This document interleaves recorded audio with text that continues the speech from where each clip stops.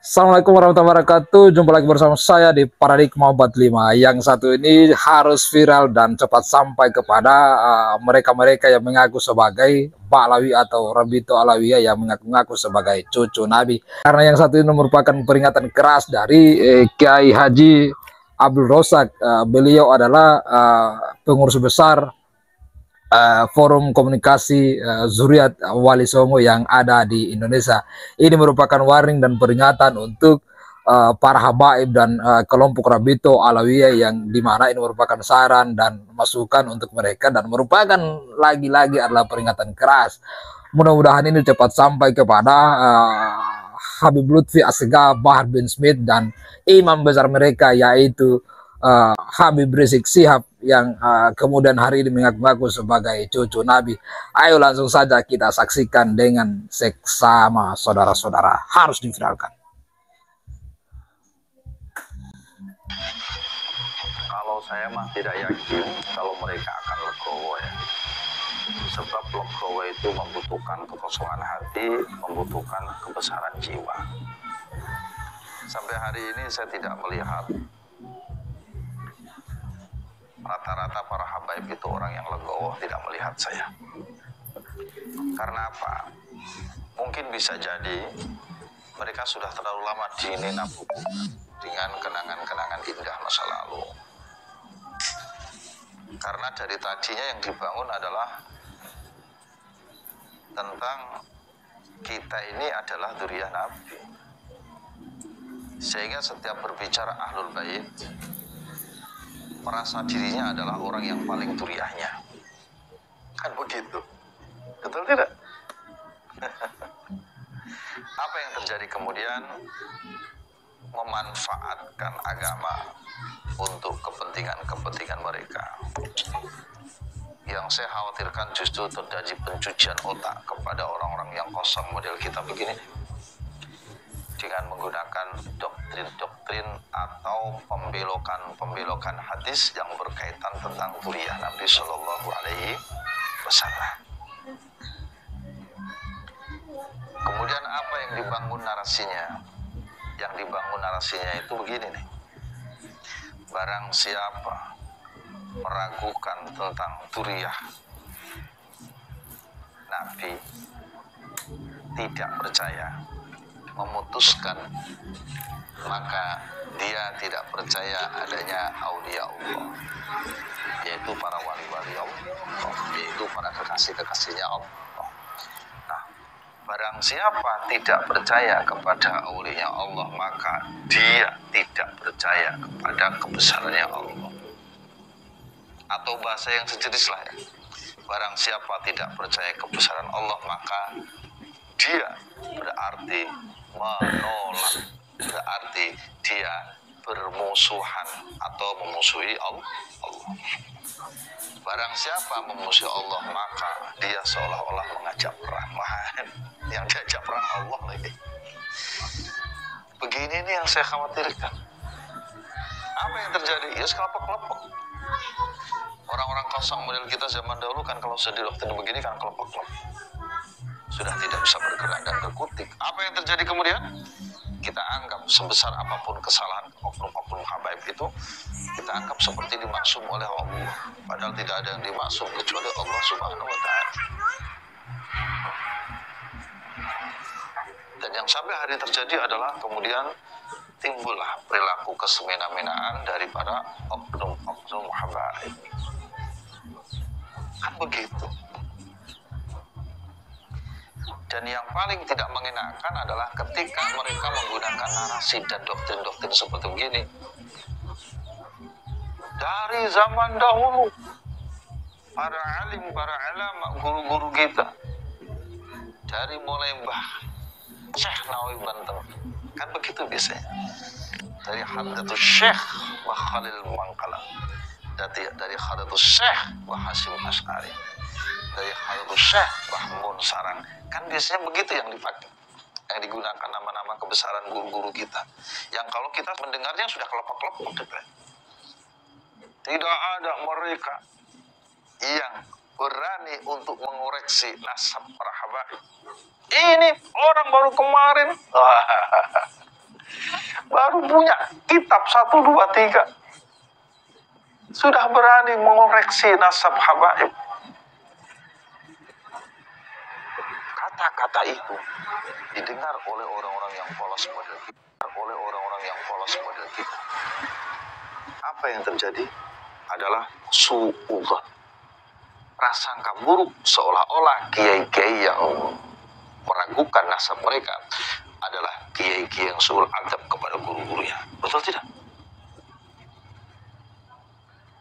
Padahal kalau kita mau jujur, saudaraku yang baik, saudaraku yang budiman dimanapun berada, zaman dahulu dan sekarang itu kenyataannya beda. Dulu saya temui zaman saya masih kecil, ya. Kalau ketemu habaib itu bawaannya adem, ayem, tentrem, enak, alim, nasihatnya itu mencerahkan. Dulu ada habaib yang di daerah kita itu, namanya Syekh Hamzah Asyato. Itu beliau saja saking tawadhu'nya kepada kiai-kiai yang ada di daerah, ada di kampung saat itu, nggak berani mendirikan pesantren. Yang beliau dirikan itu masjid untuk berkumpulnya para jamaah untuk sholat bersama. Bukan apa-apa, bukan karena beliau tidak punya ilmu alim, beliau ini hafidz Quran, tapi karena tawadhu. Susah dibayangkan lah bahasanya lah. Kepada para kiai, para alim, para ulama di kampung setempat.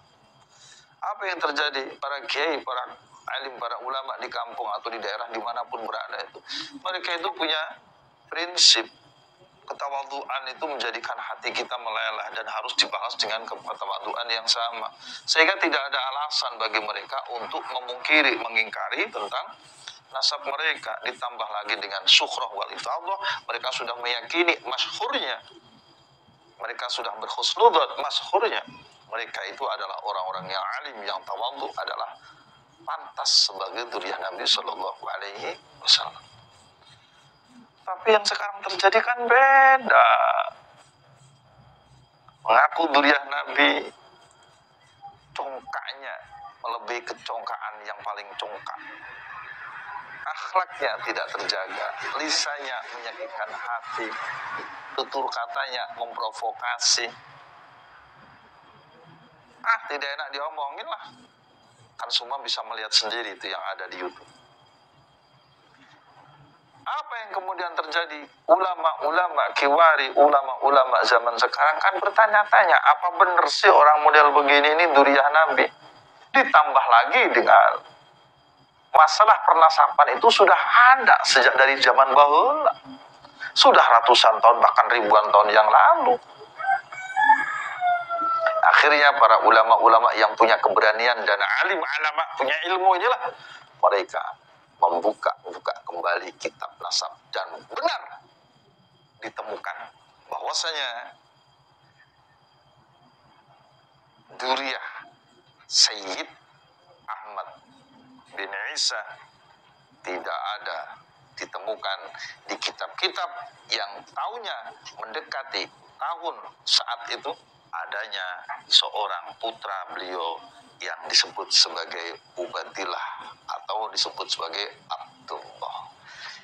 Itu kan diselidiki, dikaji ulang. Akhirnya saya menamakan itulah yang disebut dengan hasanah ilmu. Timbullah keputusan sekarang, sebagian menganggap rungkat, munqati', tidak tersambung, tidak ada, diada-adakan. Bahkan dalam beberapa kitab itu tersambung melalui mimpi yang seperti pernah saya sampaikan dulu. Beda zaman, dan itu biarkan saja sebagai hasanah ilmu pengetahuan.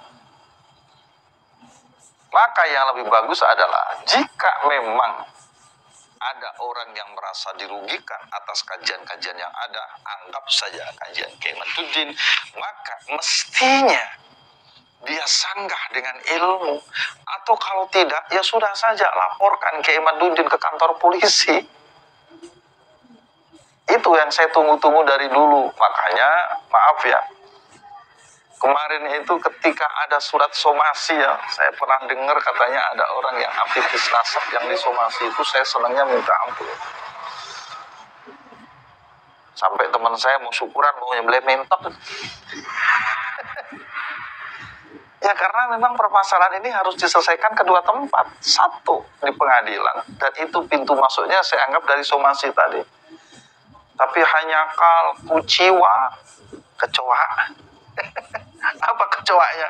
Ternyata somasinya itu adalah hoak. Ada tangannya, katanya dipalsukan dan lain sebagainya. Masya Allah, kecewa deh. Tapi kami dengar katanya ada laporan dari sebagian kuliah Wali Songo terhadap oknum habaib atas penyebaran fitnah atau hoak, nggak tahu. Yang katanya laporannya sudah masuk ke kantor polisi. Ya mudah-mudahan saja pintu masuk ini bisa menjadi pembuktian diterima oleh semua pihak. Benar enggak kesahihan, kebenaran tentang tersambungnya Pak Alawi sampai ke Kanjeng Rasulullah SAW. Karena itu satu-satunya itu bisa meredakan hal ini. Atau yang kedua adalah keterlibatan pengurus besar Nahdlatul Ulama.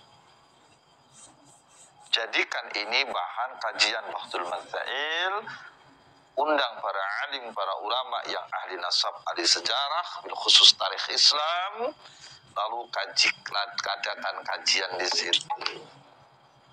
Kemudian fatwakan hasilnya. Itu salah satunya. Kenapa mesti NU, Gus? Ya dalam hal ini memang yang sangat banyak dilibatkan adalah warga NU. Baik NU secara struktural ataupun warga NU secara kultural. Kalau selain NU yang tidak banyak dilibatkan, yang heboh masalah nasab habaib ini, betul tidak? Alhamdulillah. Nah, saya teruskan ya. Sehingga atas dasar ketawaduan itulah mereka ya tidak mungkin mengungkit nasab orang-orang yang baik, orang-orang yang tawadu. Karena tadi dasarnya adalah husnudzon, syukrah wal iftifah. Jadi zamannya sekarang sudah beda. Makanya sering saya katakan, tulis ya dengan tinta yang sangat tebal, biarkanlah kebenaran itu menemui jalannya. Allahumma shalli wa sallim wa barik alaihi. Kenapa sih timbul permasalahan ini ya tadi dipicu dari akhlak-akhlak yang mengaku sebagai duriah Nabi, ya oknum saja ya, tetapi tidak mencerminkan tentang datuk dan leluhur-leluhur akhlaknya yang mulia. Ditambah lagi dengan saya dengar informasi ada seorang oknum habaib yang menikah cukup dengan menggunakan telepon. Masya Allah. Dan banyak hal kadang-kadang ini kalau kita dengar menyakitkan hati. Jadi kita umat Islam yang tersakiti karenanya. Seolah-olah agama itu dilecehkan kan kalau sudah begini. Dan yakin saya, kalau seandainya guru-guru kita melihat kenyataan hari ini pun mereka juga tidak akan diem, enggak. Saya yakin itu. Saya yakin. Mereka pun nangis di alam barzahnya sana. Mereka pun nangis di alam arwahnya sana. Melihat kenyataan hari ini yang begitu rapuh orang-orang yang mengaku sebagai duriah Nabi, tapi justru akhlaknya mengkotori, menodai akhlaknya, akhlak yang tidak terpuji, yang dipertontonkan oleh mereka kepada seluruh umat, yang diunggah dari beberapa channel-channel YouTube, dan itu memalukan. Saya kalau sudah ngomong seperti begini mau menangis sebetulnya.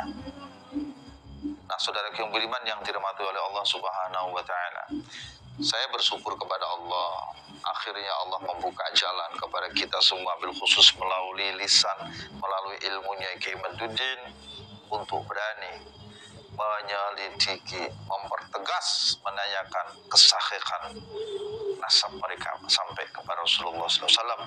Biar dunia tahu benar nggak orang-orang yang akhlaknya tercela ini pantas sebagai duriah Nabi, supaya mereka tidak menodai Rasulullah Muhammad SAW yang tentunya pasti melecehkan dan menodai agama.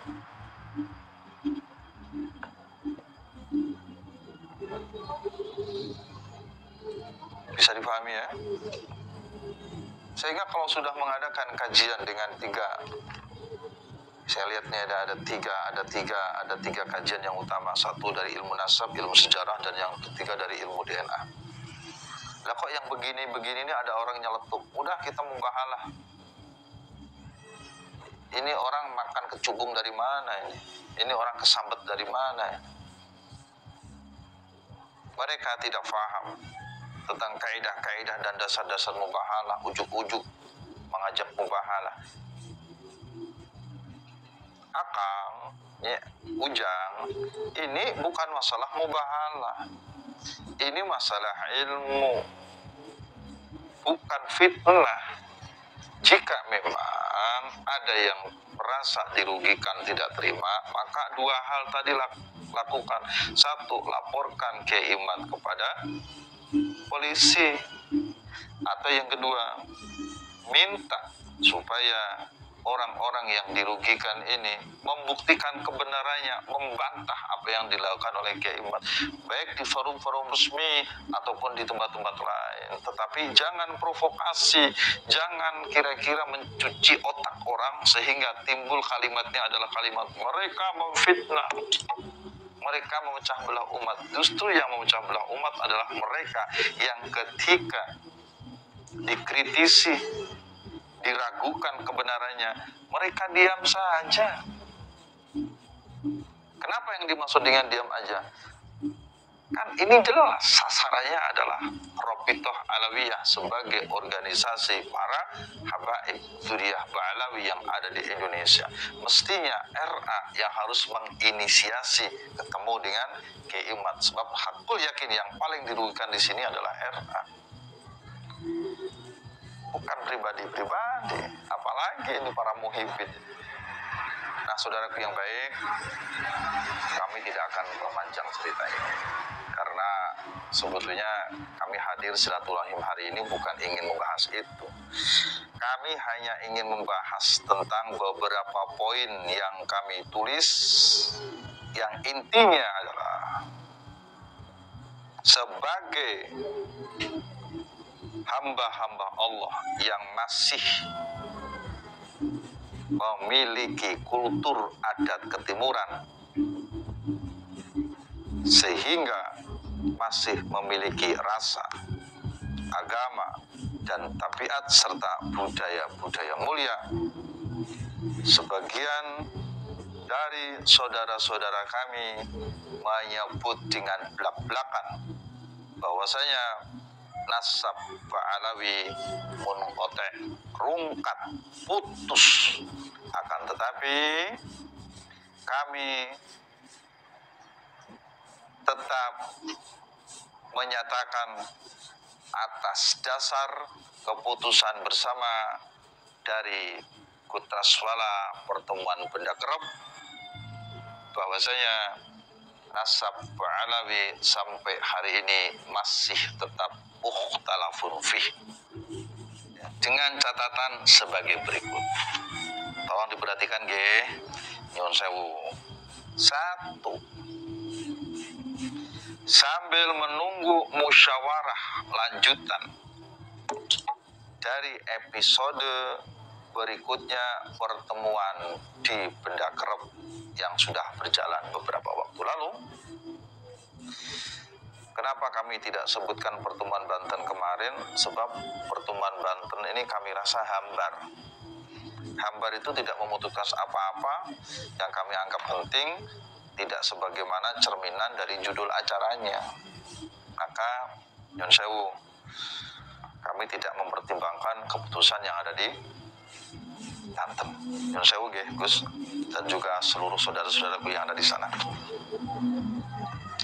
Bahwasanya apa yang nanti diputuskan dalam pertemuan berikutnya yang wajib dihadiri minimal 50% dari seluruh peserta yang hadir di Benda Kerep, itulah nanti yang akan kami taati keputusannya. Apakah keputusannya adalah munqati, rungkat, atau tetap mukhtalafun fih? Kumaha engke we lah, cek urang Sunda mah nya. musarawana kita aja nanti ya. Oke, antosan waktuna, kami ayah pemberitahuan dehnya kalau mahnya. Catatan yang kedua, Nyun Sewu, ini penting diperhatikan. Meminta kepada Robitoh Alawiyah. Jadi isinya ini meminta sajalah ya. Kalau warning mah terlalu tinggi bahasanya. Apalagi ancaman, apalagi peringatan, enggak lah. Ini memintanya, lamun cek bahasa nama, memohon begitu ya. Meminta kepada RA Robitoh Alawiyah dalam tanda kurung agar (2) menertibkan seluruh anggotanya atau siapa saja yang berafiliasi dengannya, baik perorangan ataupun lembaga, baik muhibbin atau simpatisannya, supaya tertib dimanapun berada, tidak provokatif dan tidak mengadu domba antara Duriah Wali Songo dengan para habaib. Di sini kami sebut Habib ya, atau disebut habaib sebab kami yakini mereka ini Duriah dari Yaman. Paham ya maksudnya? Alhamdulillah. Dengan tidak mempersekusi, dengan tidak mengintimidasi. Nah, contoh intimidasi itu seperti yang kemarin ya dilakukan, ada ulama yang kebetulan Duriah Wali Songo dan Abdul bin Asam, kemudian ada oknum yang menolak. Nah, ini bagian daripada intimidasi itu. Tidak dijelaskan di sini. Kita ulangi lagi. Tidak mempersekusi, tidak mengintimidasi siapapun terhadap para kiai yang kontra Ba'alawi sebagai Duriah Nabi Sallallahu Alaihi Wasallam. Yang ketiga, memberikan pendidikan akhlak, Nyun Sewu nggih, memberikan pendidikan moral kepada para oknum Ba'alawi yang lisannya tidak terjaga,